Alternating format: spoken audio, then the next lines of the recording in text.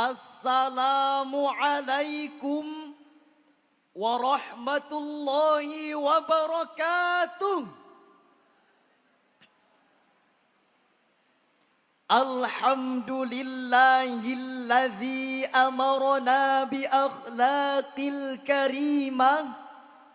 Wassalatu wassalamu ala rasulillah wa ala alihi wa sahbihi wa mawalah wa man tabi'ahum bi ihsanin ila yaumil qiyamah. Amma ba'd.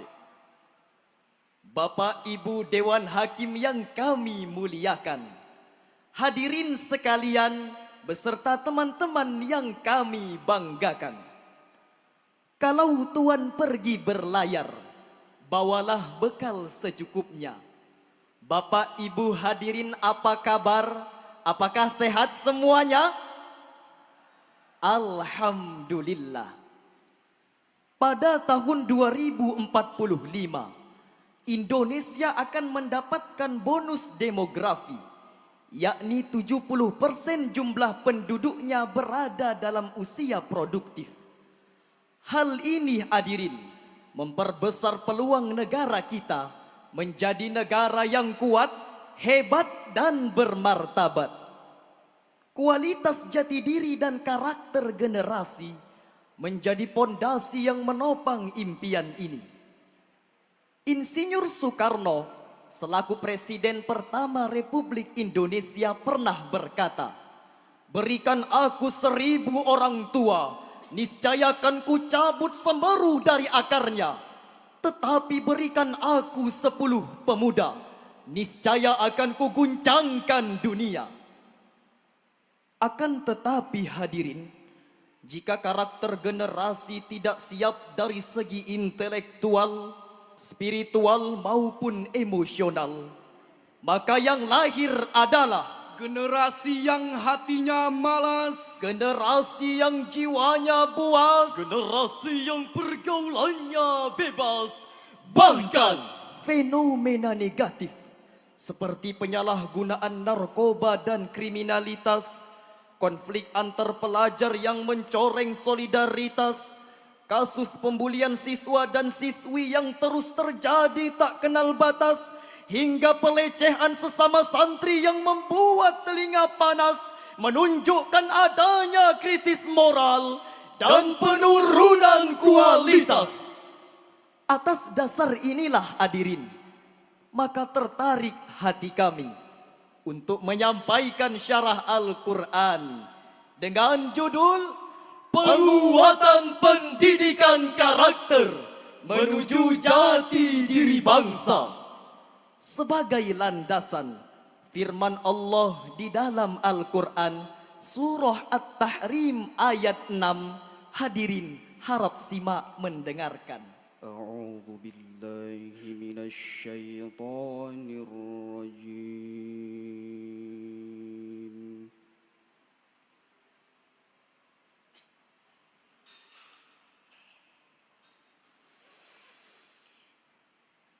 Bismillahirrahmanirrahim.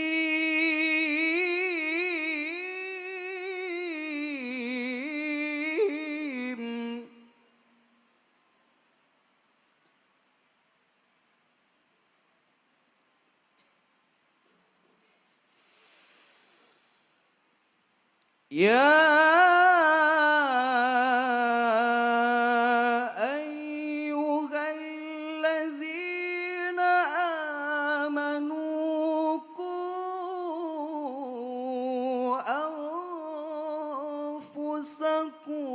wa ahlikum nara.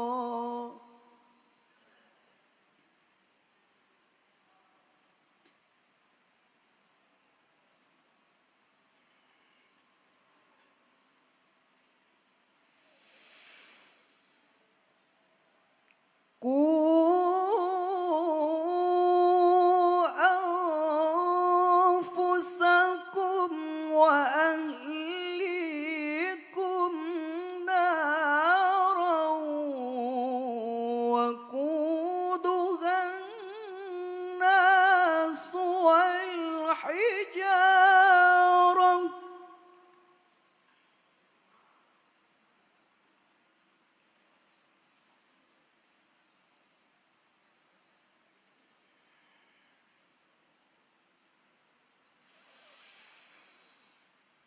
وقودها الناس والحجارة عليها ملائكة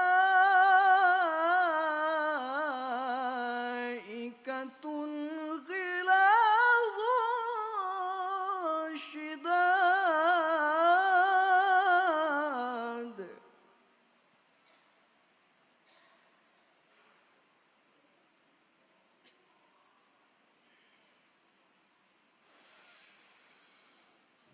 عليها ملائكة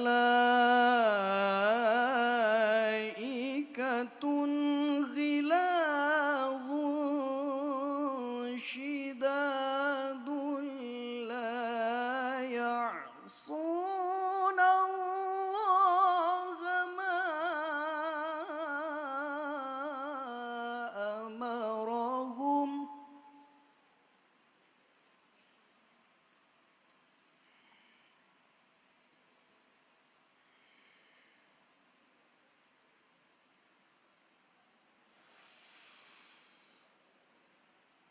لا يعصون الله ما أمرهم ويفعلون ما يؤمرون.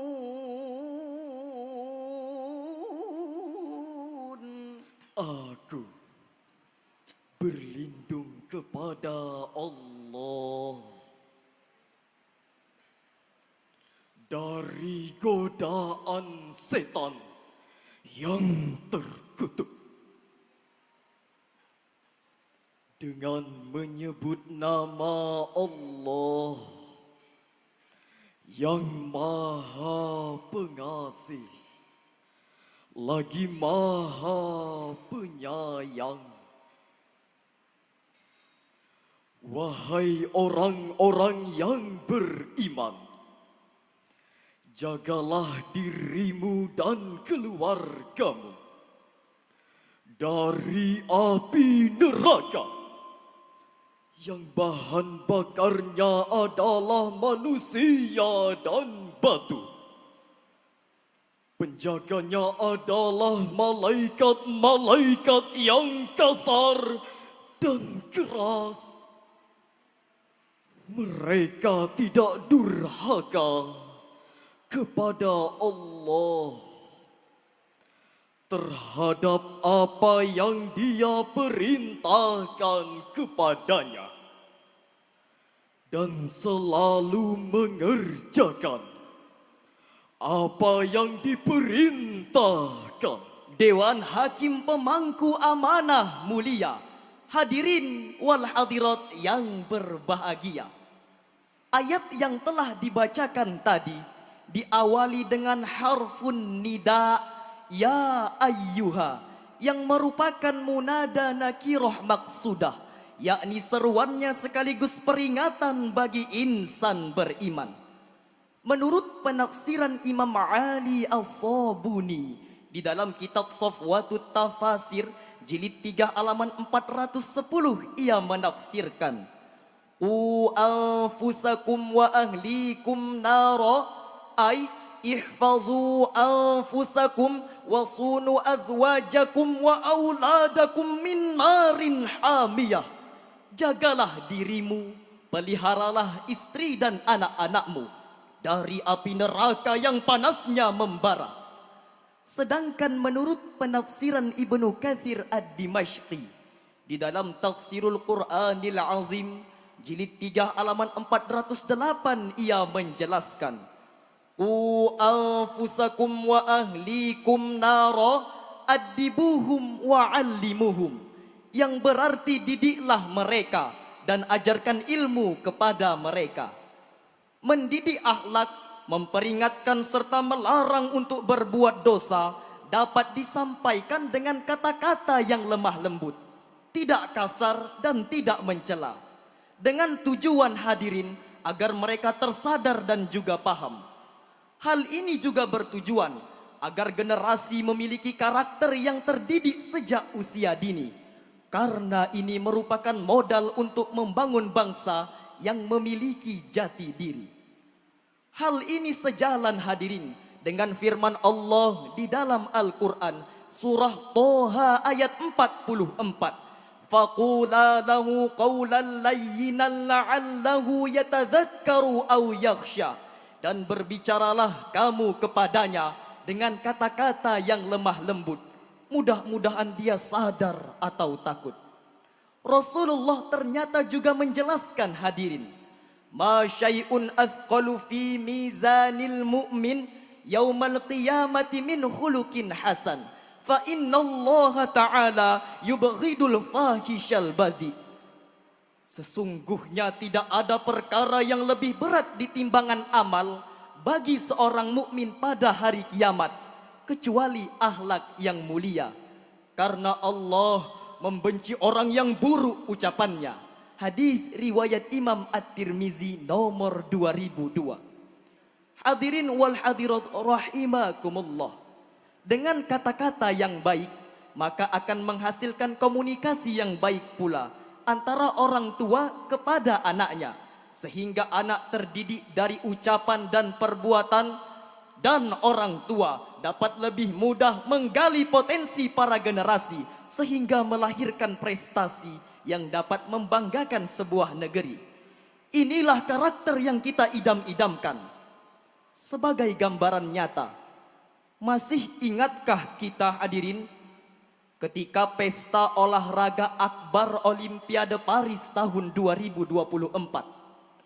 Di mana atlet generasi muda kita berhasil meraih sejarah yang luar biasa. Ketika atlet muda panjat tebing bernama Fredrik meraih emas perdana, atlet muda angkat besi bernama Rizky meraih emas pertamanya. Masih ingatkah kita saudara-saudara bahwa yang ia panjat bukanlah tebing yang ketinggiannya 15 meter semata. Yang ia angkat bukanlah beban yang beratnya luar biasa, tetapi yang ia panjat adalah tebing harapan masyarakat Indonesia. Yang ia angkat adalah harkat dan martabat bangsa Indonesia. Membuka jutaan pasang mata akan jati diri sebuah bangsa bernama Indonesia. Indonesia tanah air beta, pusaka abadi nan jaya. Indonesia sejak dulu kala tetap dipuja-puja bangsa. Demikianlah lagu Indonesia Pusaka karya Ismail Marzuki. Lalu timbul pertanyaan hadirin, siapa yang dapat menjadi contoh teladan bagi orang tua dan lembaga pendidikan dalam membangun karakter bangsa? Sebagai jawabannya, firman Allah di dalam Al-Quran surah Al-Ahzab ayat 21. Laqad kana lakum fi rasulillahi uswatun hasanatun liman kana yarjullaha wal yawmal akhir.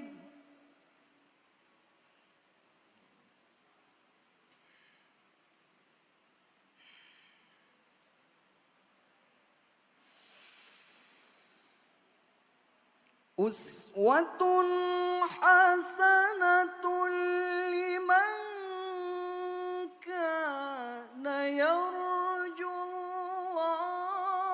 wal yawmal akhir wa dzakarallaha katsira.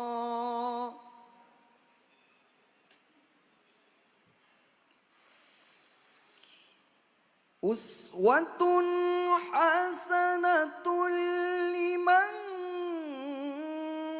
kana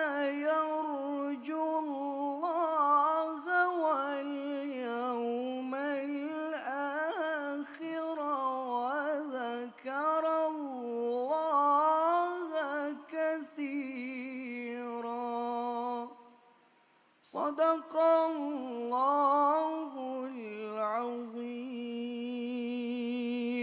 Sungguh pada diri Rasulullah benar-benar ada suri tauladan yang baik bagimu, yaitu bagi orang yang mengharap rahmat Allah dan kedatangan hari kiamat, dan yang banyak mengingat Allah. Maha benar Allah yang maha agung atas segala firman-Nya. Dewan Hakim yang arif dan bijaksana, hadirin wal hadirat yang berbahagia. Dalam kitab Al-Mukhtasar halaman 420, kitab yang diterbitkan oleh Markaz Tafsir yang ditulis oleh sekelompok ulama tafsir dalam pengawasan Syekh Dr. Salih bin Abdullah bin Humaid menafsirkan, laqad kana lakum fi rasulillahi uswatun hasanah, ay laqad kana lakum fi ma qalahu rasulullah wa qama bihi wa fi'lihi qudwatun hasanah faqad hadara bi nafsihil karimah. Bahwasanya telah ada pada diri Rasulullah itu suri tauladan yang baik bagi kita, di dalam perkataan yang telah diamalkan, di dalam perbuatan yang mengandung kebaikan, dan telah ada pada dalam dirinya suatu kemuliaan.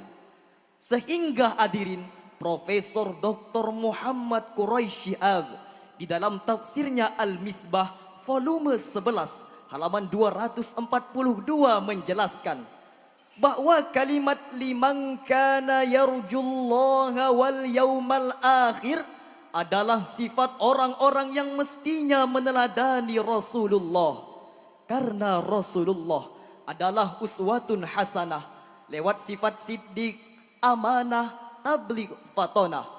Beliau juga memiliki akhlakul karimah yang dapat menjadi pedoman bagi orang tua dan lembaga pemerintah. Sehingga jika Al-Quran dijadikan sebagai pedoman, Rasulullah dijadikan sebagai teladan, maka pendidikan ayah akan membentuk anak bermental gagah, Pendidikan ibu membentuk anak bersikap ramah, pendidikan lingkungan membentuk anak mengendalikan amarah, serta pendidikan bangsa dan pemerintah dapat melahirkan generasi yang berakhlakul karimah. sebagaimana lagu Roslan Madun Sopan Santun yang telah kami gubah liriknya. sopan santun, muda dan mudi, Hidup berbudi berjati diri. bahu membahu bersatu padu, Membangun bangsa menjadi maju.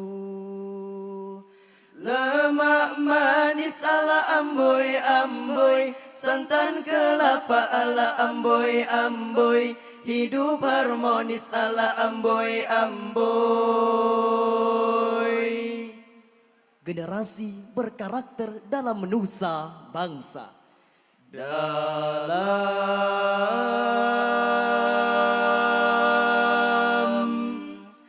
nusa bangsa.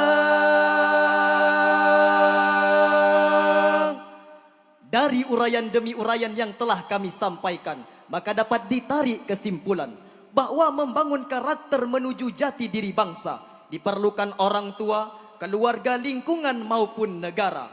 Tentu dengan menanamkan akhlak mulia, menjadikan Al-Quran sebagai pedoman dan Rasulullah sebagai contoh teladan. Demikianlah syarahan yang dapat kami sampaikan.